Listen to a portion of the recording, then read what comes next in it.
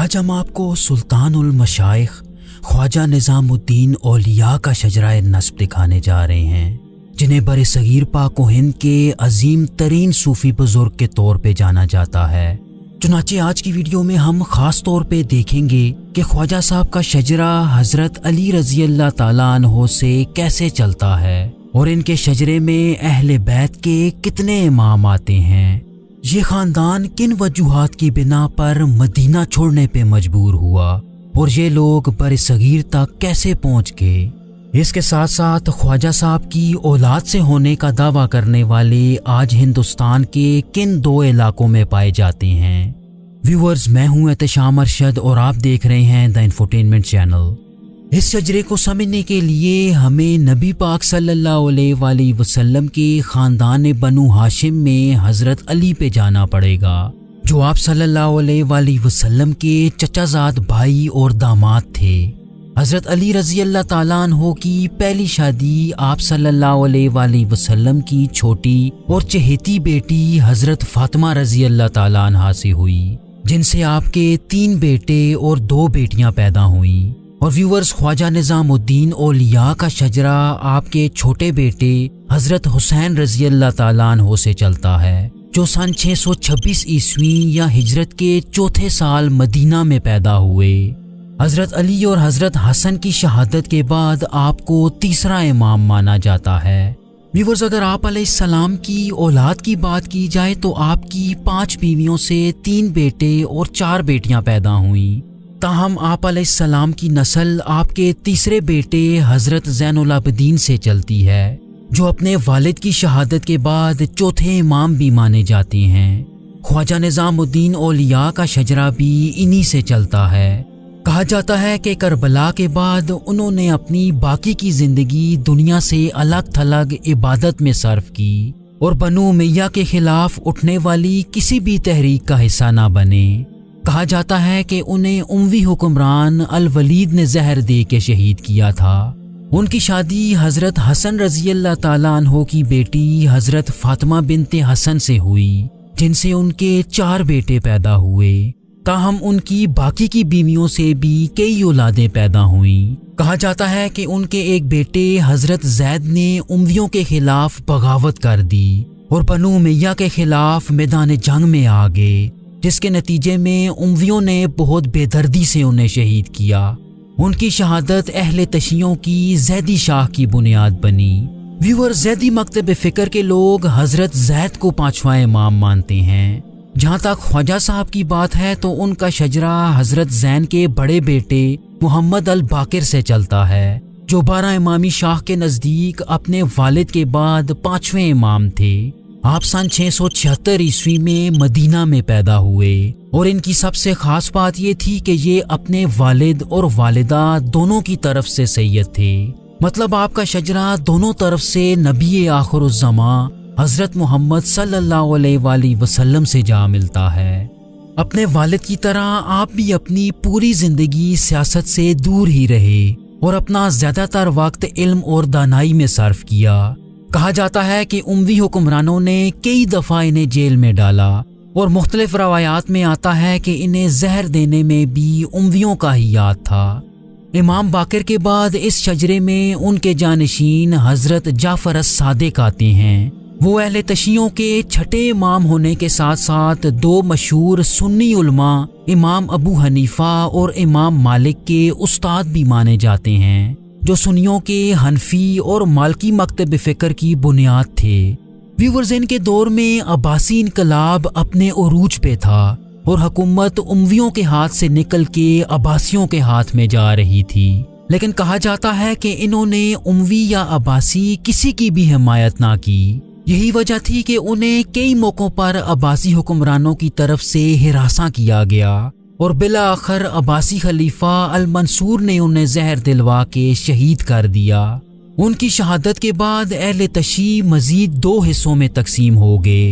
कुछ लोगों ने उनके बेटे इस्माइल को उनका जानशीन चुन लिया, जो फिर इस्माइली मकतब फ़िक्र की बुनियाद बने। इसके बरक्स कुछ दूसरे लोगों ने इमाम जाफर के छोटे बेटे इमाम मूसा अल काजिम को अगला इमाम तस्लीम कर लिया, जो अहले तशियों की 12 इमामी शाह की बुनियाद थे। जहाँ तक ख्वाजा निज़ामुद्दीन औलिया की बात है तो उनका शजरा 12 इमामी शाख यानी इमाम मूसा अल काजिम से चलता है, जिन्होंने अब्बासी खलीफा अल मंसूर, अल हादी, अल महदी और हारून और रशीद के दौर देखे। और इन चारों हुक्मरानों ने इमाम मूसा पे सख्त पाबंदियां लगा रखी थीं। यही वजह थी कि इमाम मूसा ने अपनी जवानी का ज्यादातर हिस्सा कैद में गुजारा और इसी कैद के दौरान इनका इंतकाल हो गया।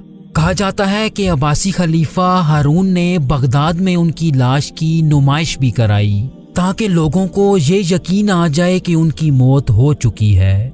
उनके बाद उनके बेटे अली अल रिदा 8वें इमाम बनने में कामयाब हुए। अगरचे उनके भाई अब्बासियों के खिलाफ बगावत में मसरूफ थे, लेकिन इमाम अली अल रिदा ने किसी किस्म की बगावत में हिस्सा ना लिया और सियासत से दूर ही रहे। यही वजह थी कि अब्बासियों के इनसे ताल्लुकात काफ़ी अच्छे नज़र आते थे। यहाँ तक कि अब्बासी खलीफा अल मामून ने अपनी बेटी उम्मे हबीबा भी इनके निकाह में दे दी और इमाम अली के मना करने के बावजूद उन्हें अपना जानशीन नामजद कर दिया। कहा जाता है कि उनका इंतकाल सन 818 में एक सफ़र के दौरान हुआ, लेकिन कुछ मुअर्रिखीन अल मामून को ही उनकी मौत का जिम्मेदार ठहराते हैं। उनकी मौत के बाद उनके इकलौते बेटे मोहम्मद अल जवाद महज 7 साल की उम्र में 9वें इमाम बने।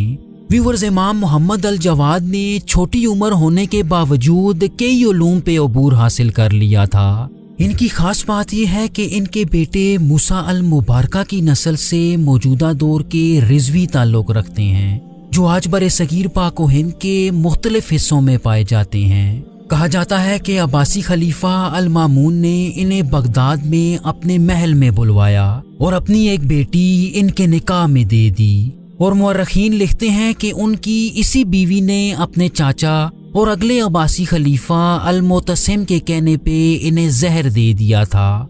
चुनाचे ख्वाजा साहब के शजरे में इनके बाद इमाम अली अल हादी आते हैं, जो अपने वालिद की शहादत के बाद 10वें इमाम बने। लेकिन कहा जाता है कि अब्बासी खलीफा अल मुतवक्किल ने इन्हें अब्बासी दारुल हुकूमत समारा बुलवाया और इनकी मौत तक इन्हें कड़ी निगरानी में रखा। व्यूअर्स, इमाम अली अल हादी पे आके इमामत और ख्वाजा साहब का शजरा अलग हो जाता है। इमाम अली के बाद 11वें इमाम उनके बेटे हसन अल अस्करी बने, जबकि ख्वाजा साहब का शजरा उनके छोटे बेटे हजरत जाफर सानी से चलता है। कहा जाता है कि इमाम हसन की शहादत के बाद उनका कोई वाज़ेह वारिस नजर न आ रहा था। चुनाचे जाफर सानी ने 12वां इमाम होने का दावा कर दिया, लेकिन अहले तशीयों की 12 इमामी शाख के मुताबिक इमाम हसन का एक बेटा था, जिन्हें इमाम मुहम्मद अल मादी के नाम से जाना जाता है, जो अब्बासी हुक्मरानों के जुल्म से बचने के लिए पोशीदा रहे। जहाँ तक जाफर सानी की बात है तो वो अपने पैरोकारों में अल ज़की के नाम से मशहूर हुए। कहा जाता है कि इनके 7 बेटे पैदा हुए। और जहाँ तक ख्वाजा साहब की बात है तो उनका शजरा उनके बड़े बेटे अली असगर से चलता है, जिन्होंने अपनी सारी जिंदगी मदीना में गुजारी। ये इसलिए भी बहुत अहमियत के हामिल हैं कि इनकी औलाद ने पहली दफा मदीना छोड़ने का फैसला किया। कहा जाता है कि इनके 2 बेटे सैयद अहमद और सैयद अब्दुल्ला मशदी थे।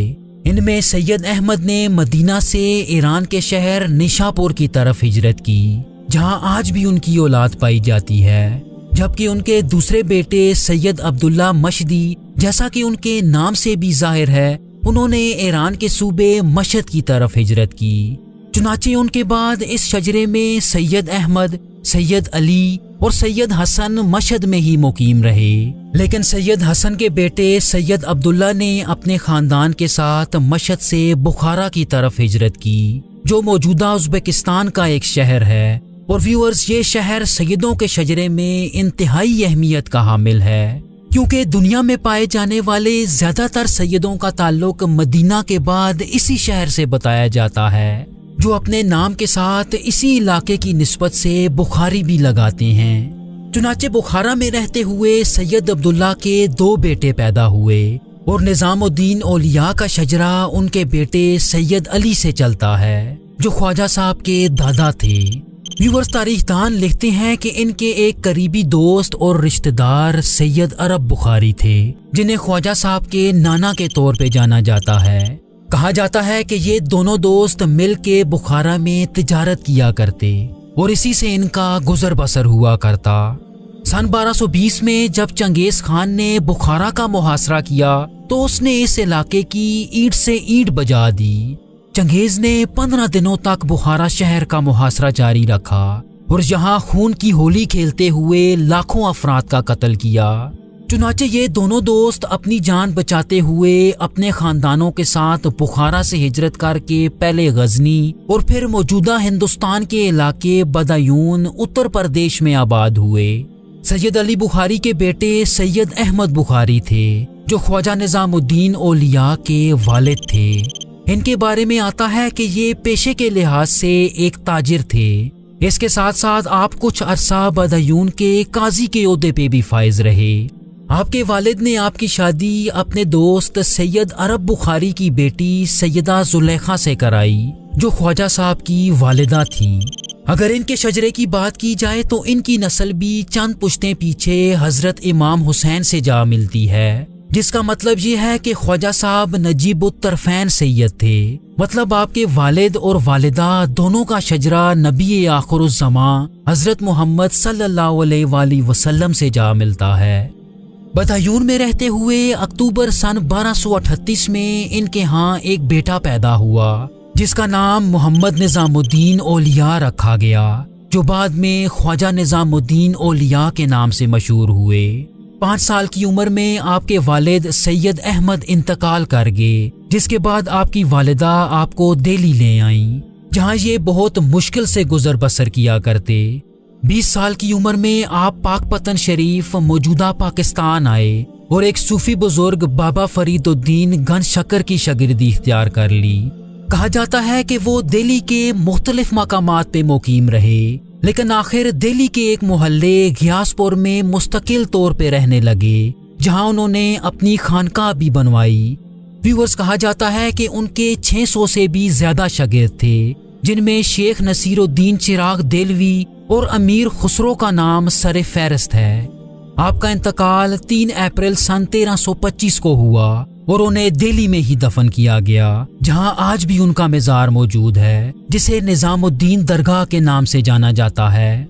कहा जाता है कि इस दरगाह में निजामुद्दीन औलिया के साथ साथ उनके शागिर्द अमीर खुसरो भी दफन हैं।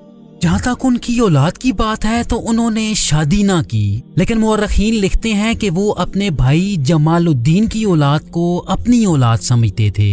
कहा जाता है कि ख्वाजा जमालुद्दीन के बेटे इब्राहिम की परवरिश ख्वाजा साहब ने खुद की, जिनकी औलाद आज भी बिहार और दुनिया के मुख्तलिफ हिस्सों में पाई जाती है। जमालुद्दीन के अलावा ख्वाजा साहब की एक बहन भी थी, जिनका नाम तारीखदान बीबी रुकैया या बीबी जैनब लिखते हैं। इनकी शादी उनके एक कज़न सैयद अब्दुल्ला से हुई, जिनसे उनके एक बेटे सैयद अबू बकर चिश्ती मुसल्लादार पैदा हुए। व्यूअर्स, इन्हें निजामुद्दीन औलिया के खलीफा और जानशीन के तौर पे जाना जाता है और मौजूदा दौर में इनकी नस्ल को भी ख्वाजा निजामुद्दीन औलिया की औलाद के तौर पे देखा जाता है, जो आज भी निज़ाम दरगाह के केयर टेकर या सज्जादा नशीन हैं, जिसके मौजूदा चेयरमैन या सज्जादा नशीन सैयद अदीब निज़ामी हैं। चुनाचे निज़ामुद्दीन औलिया की नस्ल उनके भाई जमालुद्दीन और बहन से चलती है, जो आज भी ज़्यादातर बिहार और दिल्ली में पाए जाते हैं। व्यूअर्स, ख्वाजा मोइनुद्दीन चिश्ती या ख्वाजा गरीब नवाज का शजरा हजरत अली से कैसे चलता है? ख्वाजा गरीब नवाज का मुकम्मल शजराए नस्ब देखने के लिए स्क्रीन पे दी गई वीडियो ज़रूर देखिएगा। Thank you so much. Allah हाफिज़।